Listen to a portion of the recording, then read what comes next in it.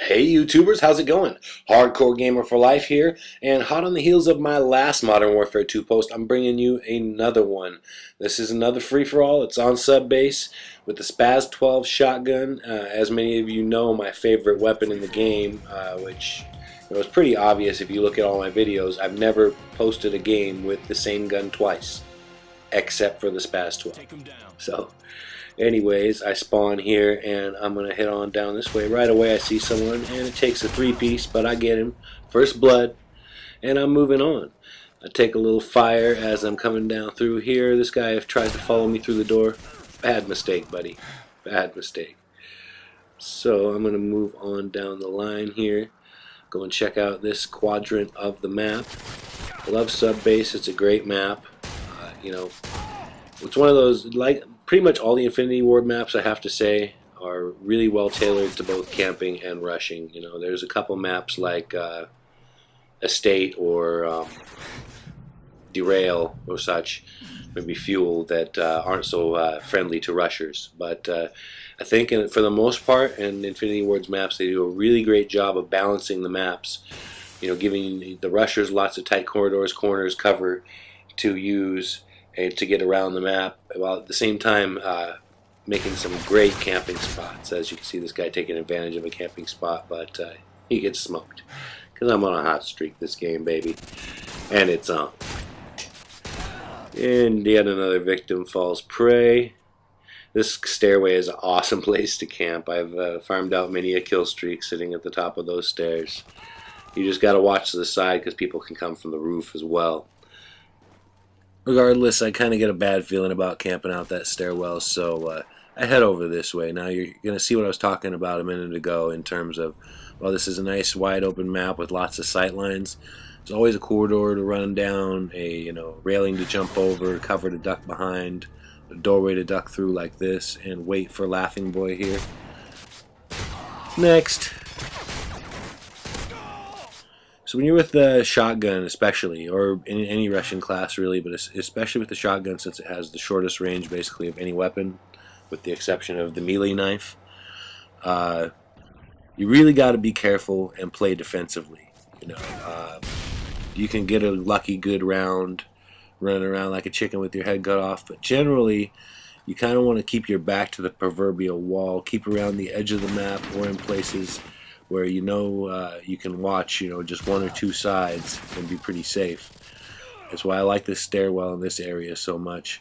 This whole hallway offers lots of options for cover, for ducking through doorways and behind cover, so it's something very necessary with the shotgun, because if you just run out open in the middle of the map, you're just going to get creamed and you're not even going to have a chance to take out your assailants, because most likely they're going to be well out of your firing range. So when you're using the SPAS-12, you got to kind of keep a different mental than if you're using an assault rifle or even a submachine gun. As you can see right there, I run across an open area of the map and get waxed. So that right there will illustrate quite clearly why you only want to do that when absolutely necessary, especially in a Russian class, especially with that shotgun. My three-piece, the second guy right there. My second three-piece of the round. My first blood was also a three-piece. I like 2- and 3-shotting guys with the shotgun, man. And that's another thing with the SPAS-12 is a lot of times when people don't get a kill with their first shot, they almost panic or something. They don't fire that second shot quick enough.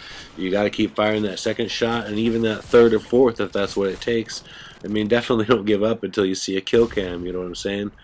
And to aid myself in getting those one-shot kills, that's why I use the stopping power on the SPAS-12 loadout. Many people would say, well, why would you use stopping power with a gun that's a one-shot kill? Well, stopping power is true, doesn't really do anything for a shotgun up close, pretty much. But one thing that I really noticed that it helps with quite a bit is the mid to long range kills, say 50 to even 75 feet or more, that you can get with the SPAS-12 once you use that stopping power at long range. Like this guy definitely would have taken 2 shots if I had not had stopping power at that range.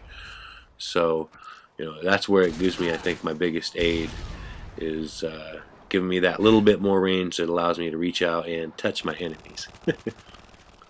So let's talk about class setup for a little while. I'm using my shotgun, of course. My UMP 45 is my primary, but of course I don't use it. Sometimes in these shoddy rounds I'll use my primary once or twice, get surprised before I manage to pull out my shotgun or something, but it's all about the SPAS-12 in these rounds though. I just love rocking the shotgun. So my primary perk, number 1, is going to be, of course, Marathon Pro. And I find this basically necessary with a shotgun because you got to have that ability to constantly run because your guys are going to see you at ranges that you cannot, certainly not kill them at. So your best option in that case is to get the hell out fast, which Marathon Pro allows you to do. Well, and the Pro part really helps because you can catch up with guys and outrun them much better with that because you can jump over ledges, over railings twice as fast, easily, as they can. And that when you're fleeing from somebody or chasing after somebody, that can make a very significant difference. I try and do the jump down shot there, but I fail, so my second shot will have to suffice. But yeah, Marathon Pro invaluable. You know, with Marathon Pro and Lightweight Pro, actually every time that I start a new Prestige, which I'm on my 8th one now, I immediately just pull out a class with the MP5, a shotgun, Marathon, and Lightweight, and whatever third perk I feel like using at the time, and I play for you know, several hours until I've pro'd out both my Marathon and Lightweight, and that's just done and out of the way with right off the bat because obviously I use that Marathon for many classes, and it's Lightweight I don't use a lot, but if I'm playing Search and Destroy, that Lightweight Pro can come in real handy, especially in a game where you only get 1 life. It really is helpful to be able to pull up from a dead sprint, to be able to pull up your gun that much faster. Like in Lightweight Pro, I swear it's like 3 times as fast to pull out your gun from a dead sprint as it is without it. So for a game like Search and Destroy, I definitely use that perk and I'd highly recommend it. And to go a little further in my class setup, I guess, third perk, Ninja Pro. Again, kind of a no-brainer in this class. You're making a lot of noise, attracting a lot of attention with that shotgun every time you fire anyway, so gotta have something to counter that, which is the Ninja Pro, keeping your footsteps silent, because with a weapon like this in your hand that doesn't have a ton of range to it, you definitely don't want your enemies to hear you coming. So anytime you're running around rocking just the SPAS, I would highly recommend that you use the Ninja Pro as long as you're up to level 29 at least in your Prestige. You know, because obviously that's when you unlock Ninja. So, and that's very easy to pro out. To get Ninja Pro, all you need to do is get 50 close range kills with Ninja. You can do it in 2 or 3 free-for-all matches. You know, 5 or 6 if you're not very good.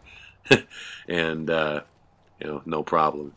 And for my death streak, of course, Final Stand. And I think, like most people, as soon as I unlock Final Stand, it's the death streak I use exclusively.